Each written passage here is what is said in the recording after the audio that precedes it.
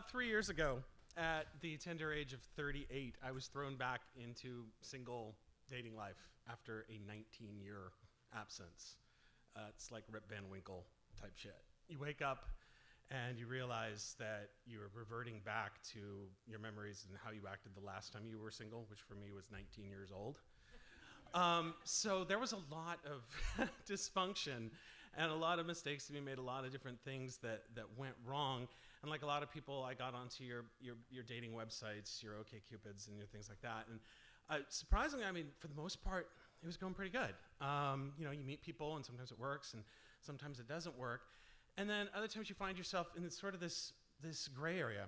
And I met this amazing gal, and she was, we were just getting along so famously. And we're kind of hovering between friend zone and maybe more. And we kissed a few times, and we just had such a great comfort and rapport. And finally, after a happy hour one evening downtown, she says, "Well, why don't we go back to my place? I've got a hot tub. We can go in the hot tub. We'll hang out. We'll drink wine. It's like February. It's really, really cold." And I'm thinking, but that sounds nice. We'll go do that. So I follow her from the bar back to her place. And the clothes strip off. We're like, really, even that was not terrifying or uncomfortable. Instead, again, inner 19-year-old in me is going, "You're gonna get to probably have sex." And that was, and you think, okay, then there won't be any more of this gray area. We'll know what we are.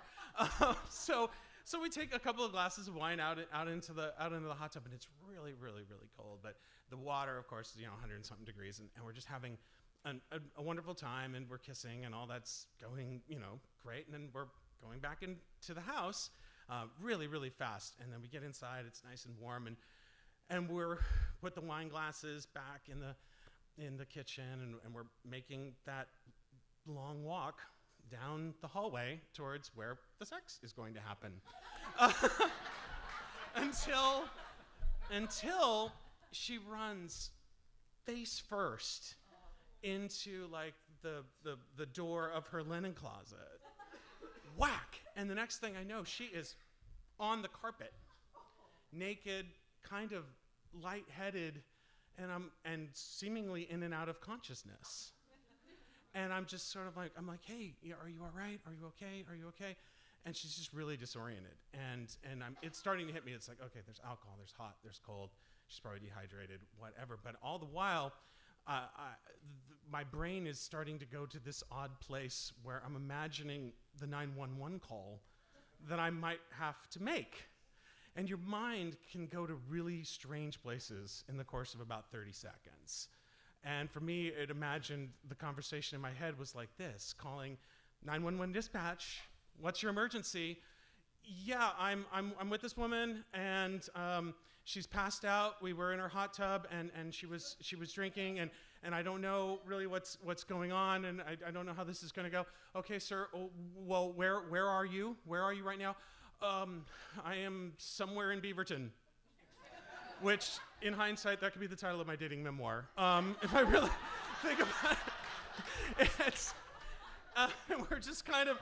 And again, this is all just in my head, and so I'm imagining where this will go. And then they go, "Well, you think, okay, well, sir, you're somewhere in Beaverton. What is your friend's name? We can look up her address." I don't actually know her last name. I met her on OkCupid. We don't do last names on OkCupid until later. And I'm envisioning police and ambulance, and I'm imagining wine glasses going into little plastic bags to see if I have maybe roofied my date. Which, instead she's just really groggy, and finally she starts going in her New York accent, sort of, "What the hell are you doing?" What, she thought she was in her bed. Instead, she's laying on her carpet. And so finally, I just realized, okay, she's going to be okay. We get some water, get her into bed. The sex has been sucked out of the room. This is simply not going to happen. But I stay there that night, and in the morning, we both wake up, and there's just this strange awkwardness. And you realize that you have stepped into a strange area after this evening where you're thankful, thank God, nothing really bad, because I was really, really scared. It's sort of, I was worried for her, worried for myself. And my natural thought after that was, I thought, okay, this is this is going to be a funny story someday, and you're going to leave here, and you're never, ever going to talk to this person again. You don't want to relive that. But the best part is that turned out not to be true. This really, really awkward place, we ended up being absolutely like one of my best friends, which is fantastic. And she's actually here. And she gave me permission to tell this story, thank God. And it's just, you know, it's nice when these moments that can scare you shitless still turn into something very, very nice, and that you can be best friends with somebody even though they've seen you naked. Thanks.